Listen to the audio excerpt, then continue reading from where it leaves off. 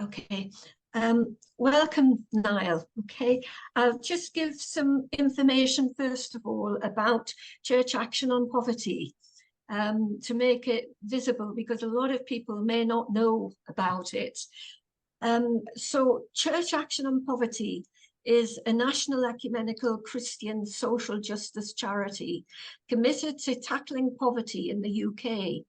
This charitable organisation for the last 40 years has worked in partnership with churches and secular organisations and those with the lived experience of poverty to find solutions to poverty locally, nationally and globally. All of Church Action on Poverty's work is led by the real experts who are the people with the lived experience of poverty. The values of dignity, agency and power run through everything that Church Action on Poverty does. Neil Cooper, who's been the director of Church Action on Poverty since 1997, is with us today, and I would like to thank him for accepting the Research Circle's invitation to join us in dialogue. Neil, it's good that you are with us today. Neil has been director of Church Action on Poverty since 1997 and has been responsible for piloting a number of innovative approaches to anti-poverty work, drawing on his international development experience, as well as helping to lead high-profile campaigns on debt, asylum, destitution, and food poverty. Over the years, he's been involved in overseeing the development of a number of programs promoting community empowerment designed to give people struggling against poverty a direct say in policy making. Today, Neil will enter into dialogue on the Church Action on Poverty's Speaking Truth to Power popular education program and explain how the program developed and has been put into practice in the struggle for social change for those with the lived experience of poverty. And I'd just like to show you their latest book, Dignity, Agency and Power, the stories of people with the lived experience of poverty over the last 40 years, the stories that have been collected. So we really need to understand, Neil, what the premise upon which the Church Action on Poverty was founded. What's its roots? Did it come out of the industrialization and high unemployment in the early 80s and the fragmentation of the communities as a result of deindustrialization and what was happening in family life and the decline of welfare or other neoliberal policies that were positioning people into oppressive situations? Or was it Vatican II that took place between 62 to 65 that called for the preferential option for the poor, where the church was called to place the poor at the center of its work and to address their needs through liberation theology and be in solidarity with them? Now, this, there was a lot of development about that in Latin America, but not so much evident over here until probably sometime in about the 1980s, when Church Action on Poverty started to be born. So I wonder if you could respond to that very lengthy question, Neil. I'm inclined to say all of the above. It was founded in 1982, so it was that time Peter Townsend's book Poverty, Poverty in the UK, being published. If people have got the memory back to the time, there was a report the Church of England did, Faith in the City, which was a whole movement, I think, in society generally, but in the church, to kind of rediscover poverty and unemployment. A lot of activity on the ground. Church Action on Poverty was not set up as a social action agency, though. It was set up by kind of activists within the church that had more of a political analysis about the need for political change, and that it was important for the churches to speak out about that. But really, from the outset, that it needed to do so in partnership with people with lived experience. That it was kind of inauthentic for the church to be speaking on behalf of people. I think that kind of, there's a bit of liberation theology in there. And giving a voice to people in poverty has been a kind of part of the DNA of Church Action on Poverty over those 40 years. And we've run a lot of different programs that have tried to give expression to that. One of which was setting up a whole series of poverty hearings, simply creating a space for people to share their story, including a couple of national poverty hearings. So one of the phrases I use a lot is Wayne Green, who's an activist who's been involved kind of 30 years, talked back in 1996 about poverty being a battle of invisibility and of being blamed for society's problems. So that culture of blame and stigma obviously goes much has a longer ancestry than the 1980s, but has come to the fore increasingly. And I think that's why it's a real struggle to talk about poverty in the UK, because people don't want to own it. The stigma attached to being in poverty is one of the big contrasts with the global South, where being in poverty, I won't say there's no shame, but it's the majority of the population are in poverty, and in theological terms, people talk about the poor, which we would never do in the UK because it's a kind of othering term. So there's also, in terms of how we interpret things like liberation theology, a challenge about how do you understand and apply that in a very different context in the UK. Thank you for that. Can we actually look at the Speaking Truth to Power programme and how you actually go about engaging people for the programme? How do you do it? Because obviously, when we think of people being marginalised, very far away from, the mainstreams of society, in, for example, community adult education, it's very difficult for us to engage with those people. And so you have to put certain strategies in place. And I just wondered what yours were to, make people feel comfortable in coming towards you and engaging with you and getting them into the room.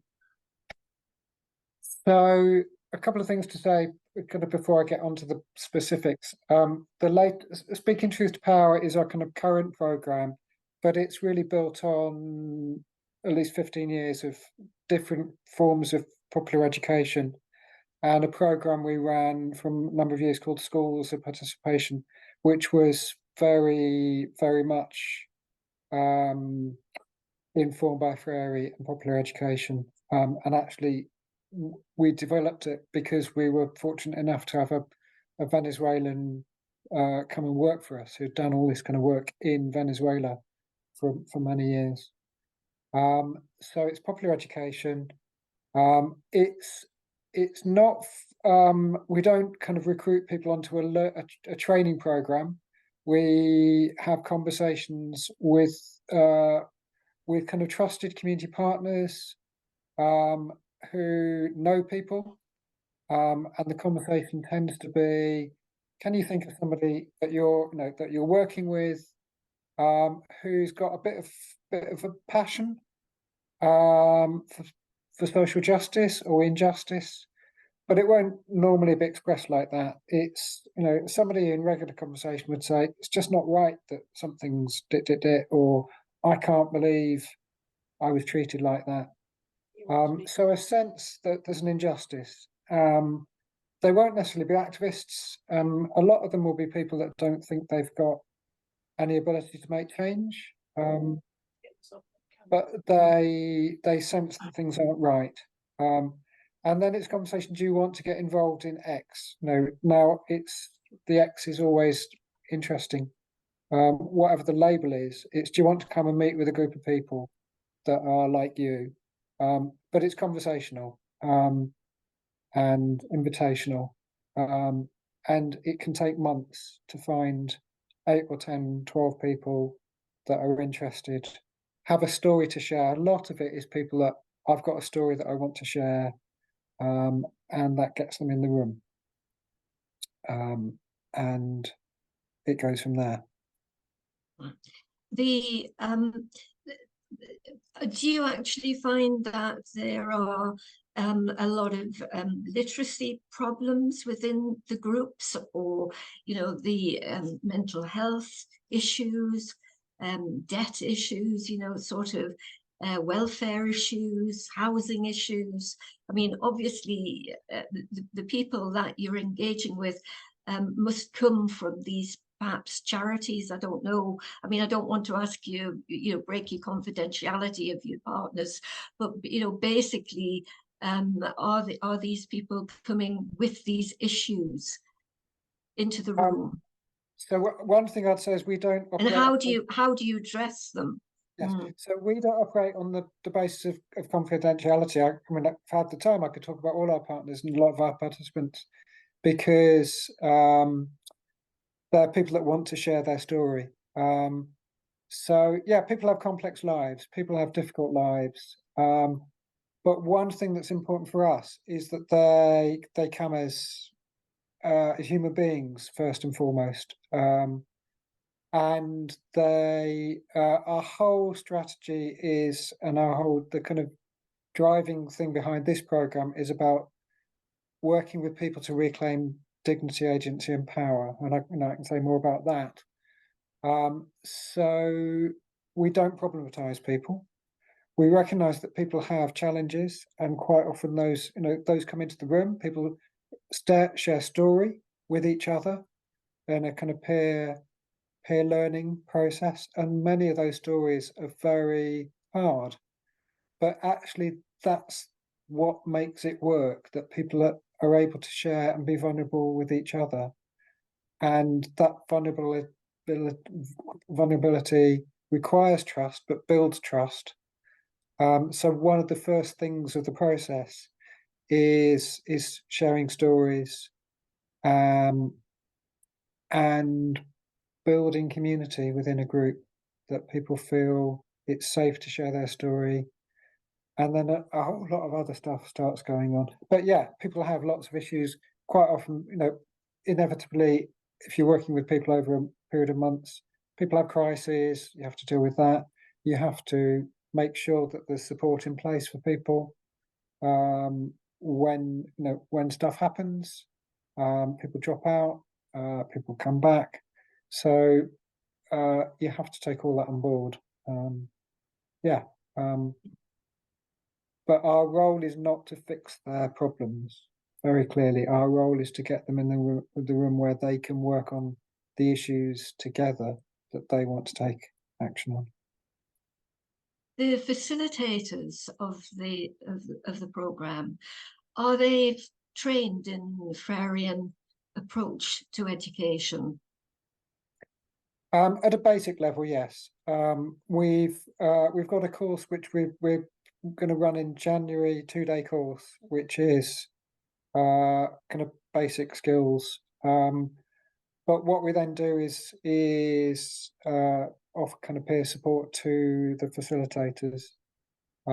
So it's very much around practical skills of group facilitation, group dynamics, reading the room, creating safe space for people to share their story, to then move through to shared analysis.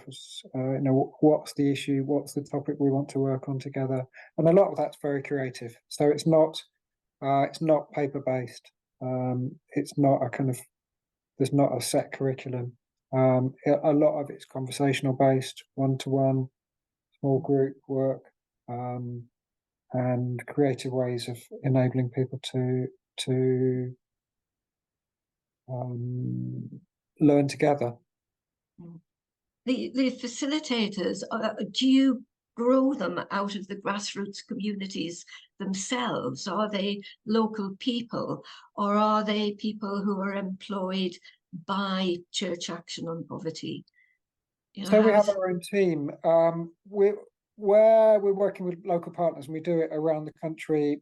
Quite often, it's a staff member or worker for a partner organisation who's already got some facilitation skills or listening skills, or kind of got an aptitude for this. And they, in a sense, the program is about building their skills and capacity to do this informally as well. There are some people that have come through, and some of the most amazing stories are people.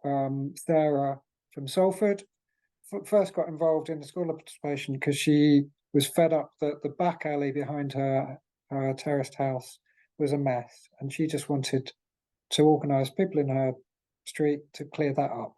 And she got such a buzz from that she got involved on an ongoing basis. She trained to facilitate schools of participation. She's now set up her own social enterprise, running community empowerment and training and poverty truth commissions, and advises Josie Rowntree Foundation on how to do all this, all out of her own lived experience. So not everybody goes that far. A lot of people are very happy to be involved in a particular program to make some change for themselves, for their immediate neighbours, and that's enough. But yeah, it gives me a lot of joy that people can come through the program in that way, and it gives them the agency to go on and do whatever they want.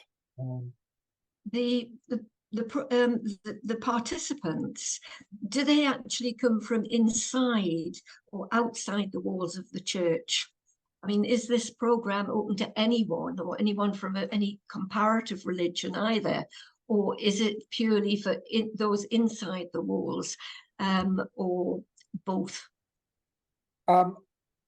Overwhelmingly, up to now, it's been outside the walls of the church. This isn't a church program. This is a community program. We work with community partners. In the past, we've done a lot of it's neighbourhood based, but we've run programs in the past which are communities of interest. And quite a lot of it was done in Salford, and I can share a link to a kind of evaluation report on some of the work in Salford, where we did schools of participation with the deaf community, the deaf blind community, with Bangladeshi women, with a group of ex-offending men. So where there's a common story or experience that holds the group together, that really, it then flies, because the people then start to understand that their experience is a shared experience.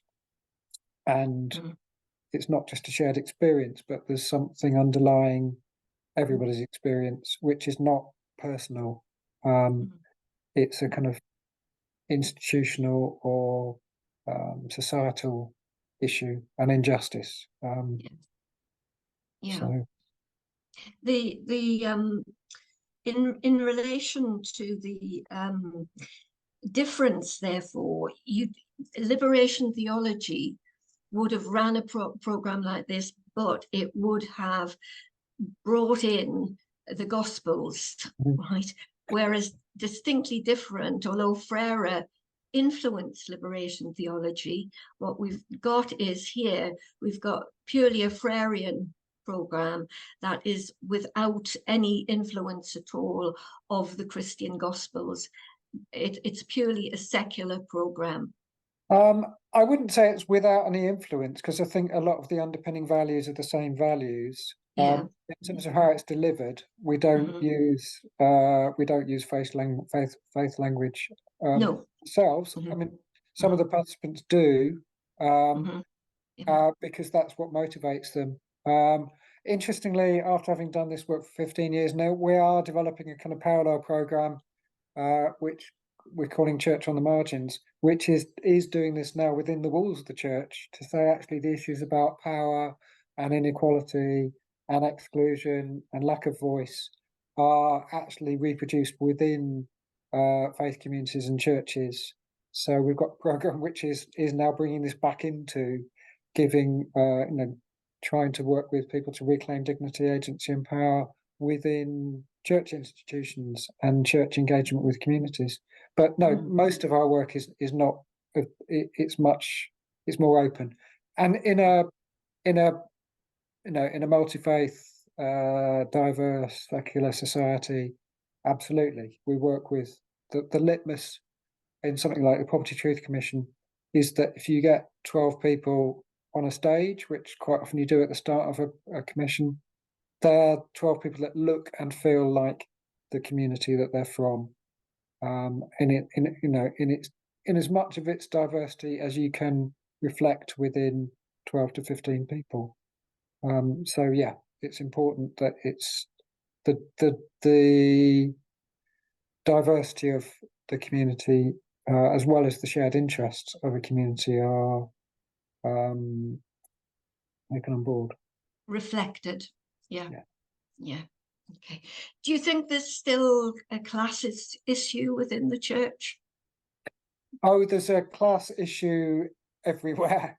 One of the things I was interested what was said earlier, that I think one of the things that motivates us is the way in which working class communities are being hollowed out, that the institutions that working class communities organise through, whether that's trade unions, the cooperative movement, friendly societies, to some extent churches and faith communities, their Workers' Education Association.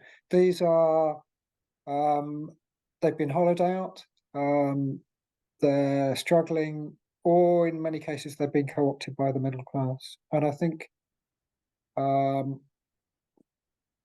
understanding class dynamics is really important to this stuff, alongside other aspects about power and diversity. But it's most sharp I've seen within the Poverty Truth Commission, which uses the same methodology, really.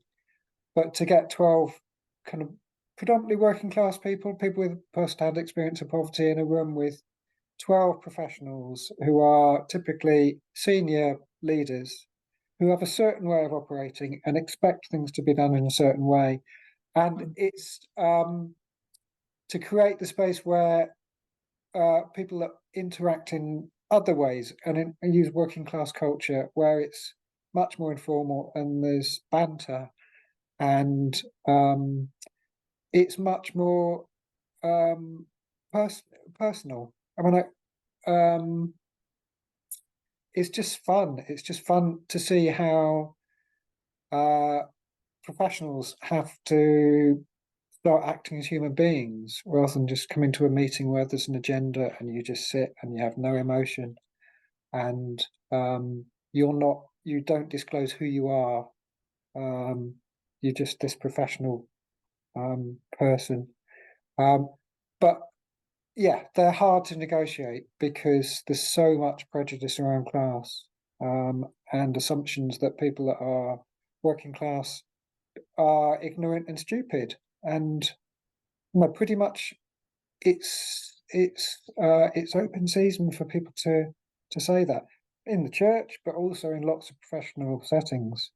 That we know best is a culture that I think folk on the left just as much on folk on the right. We like to think we know what communities need, and we've been trained. Our professional training makes us better. So our whole thing is about lived experience, expertise, and that's really why we run popular education. That the expertise is in the room.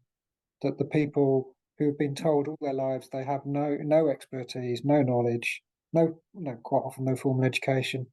Actually, they've got huge knowledge and expertise, and that's the basis on which they start to come together, analyse, conscientise themselves about what's going on, and then take action. And when people realise that they have agency, that's so powerful. So basically, in creating this safe space, right, for the programme to be delivered on the terms of the people themselves, on the ways that they feel comfortable that they want to deliver it, and negotiating that on their terms, and beginning where they are at that moment in time of their lived experience of poverty and the inequalities and injustices that they're experiencing,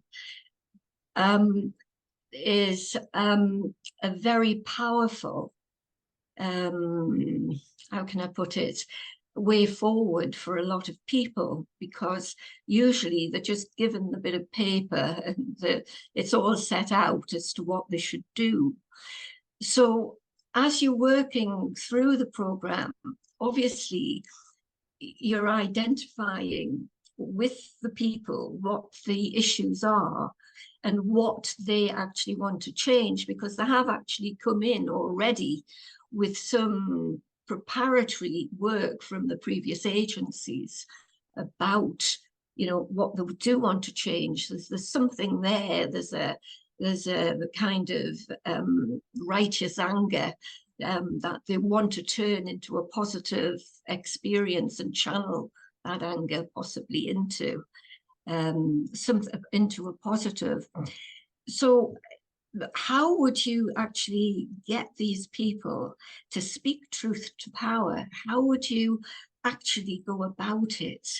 And do you, when you have your conferences, do you actually have politicians there? Do you have councillors there, so that the people from these groups can meet with these people face to face and start feeling comfortable with them before they even begin to try to take social action through them and lobby?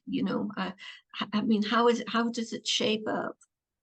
So, I mean, again, there are different approaches within kind of different programs that we're involved in, but most of them, pretty much all of them, the starting point is that you work with the group of people with lived experience first. What's critical is that they build trust in each other and a shared story, their own story, but a shared story, so that they've kind of rehearsed their story with each other. They've built trust so that somebody's covering their back when they reach the point where they're going to share their story and what they want to see changed with power holders, that they know it's still very scary, but there's other people that are just like them who's going to cover their back. So in Lewes in Sussex, we worked with the local partner there this year, and they worked with about half a dozen people, quite a small group, who it ended up with 25 people in a room for a day. These 6 people sharing their stories and their issues, and a lot of the other folk were councillors, council officers from the area, whose initial thing was simply to listen. And this goes back to the poverty hearing model. So rarely do we hear people's stories, unadulterated stories in their own language, with the bits in that they want to share, the bits out that they might not want to disclose, and the emotion of it, unmediated by anybody else. Sometimes it's recorded, sometimes somebody else reads somebody's story, but the story they're reading is their story. And then the response. How do the people in the room respond? Not immediately to fix anything, but what does this say about the service I'm involved in or the thing that I'm doing? And becomes a conversation. So in Lewis, this was just a one-off day, but now they're getting funding for 2 years to actually extend that conversation so that people and other people with lived experience can have an extended conversation about the things that they want to see changed. And that's the Poverty Truth Commission model, is you do that over a whole year. So it becomes, the whole thing is a process of how do you share all the expertise in the room of lived experience and people that are running services, and people that have power, to say, how do we understand, how do we, from our different stories and perspectives, reconstruct a story. And it's not always about anger. The funniest, the best story about what happened, what kind of change you can make, was in Salford. Again, we ran a Poverty Truth Commission in Salford. The issue that half the Poverty Truth, the grassroots commissioners had, was council tax collection. Actually, Salford Council had sent bailiffs round to collect council tax, and it was deeply traumatic. But it led to a workshop with the head of council tax. So what change did it make? These people sat around and, in the most gentle way, deconstructed Steve's lovely council tax collection process, and came up with some fantastic ideas for making change, like having coffee mornings, like changing the colour of the envelope so it wasn't a brown envelope, like, you know, not using bailiffs, because nobody actually other than the bailiffs benefited from that process. But they weren't angry, and Steve was completely confused because he expected them to be angry. And halfway through they said, no, we understand, Steve, you've got a job to do. You've got to collect council tax. We understand that. We need the services that the council tax pays for.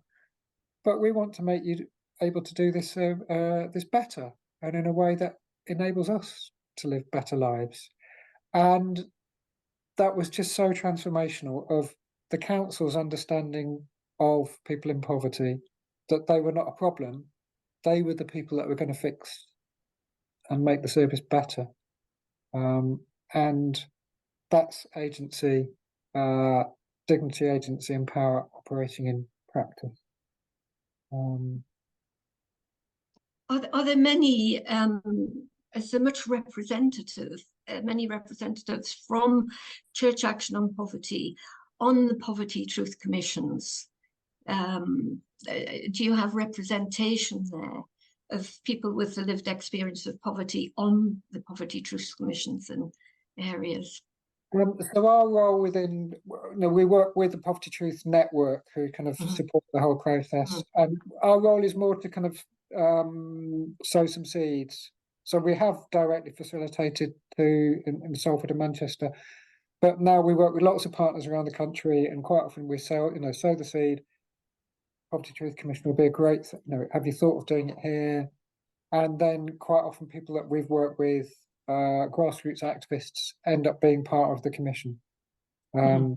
So yeah, I was with Poverty Truth Network yesterday, and Penny from Biker, who's part of the North of the Tyne Poverty Truth Commission, she's been working with us for years, and it was nice to see her there, because she's now engaging with that process and engaging with power holders, in North of the Tyne, with some real agency to make change happen. It was initially influenced by a Church Action on Poverty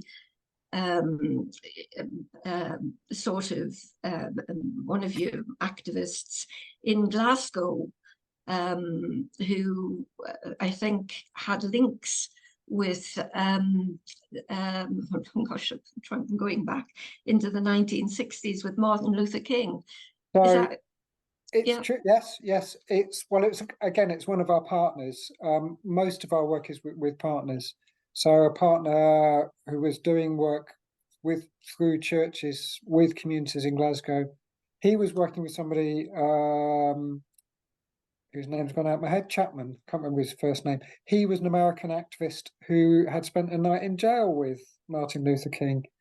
And the mantra, the sadness, well, many sadnesses, but Martin Luther King was going on from the civil rights movement to set up the Poor People's Movement, which again in the States might might work as language, but we're never going to set up the poor people's movement in the UK. We're launching something next month later this month called Let's End Poverty, which is movement building, but the language is different. But yeah, one of the things that came out of that experience in the States was nothing about us without us is for us. You couldn't have conceived the civil rights movement being led by white people. No, it had to be something that was led by and authentic to the experience of the Black community. To be sure, white people were involved and had to be in solidarity to make it, to build the success.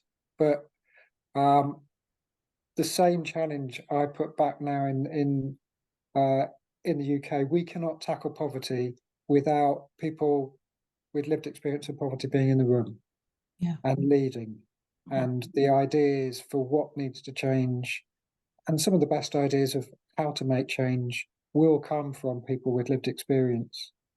And so our task is to build a movement.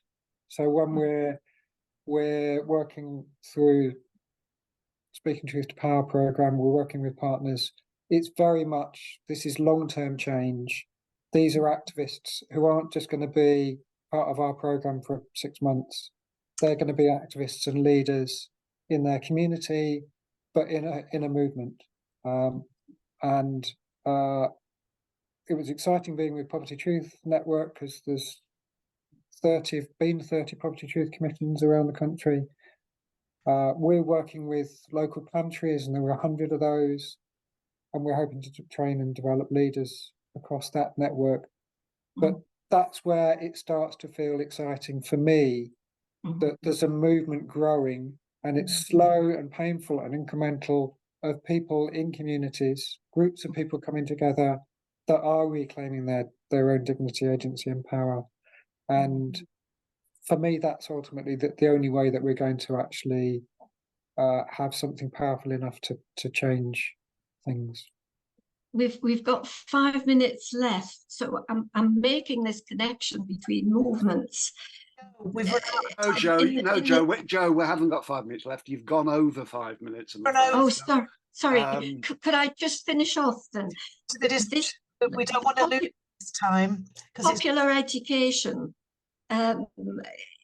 Popular education, it's an educational movement and education approach that was born out of Freire's critical political pedagogy and practice that emerged in Latin America in the 1970s. And so during the past 5 decades, we've got lots of popular education networks, groups, projects that have identified themselves out of that movement, of which your work really is part of that movement, but you're moving and creating other movements out, as the result of it. So it's very interesting how one movement gives birth to another movement. But I'd just finally like to say that the Speaking Truth to Power program, to me, is affirming the importance of democratic dialogues as you center the program on people's life histories and lived experiences. And Freire called practitioners to do this, as social change begins with people's stories, starting from where the learners themselves are at in the present moment.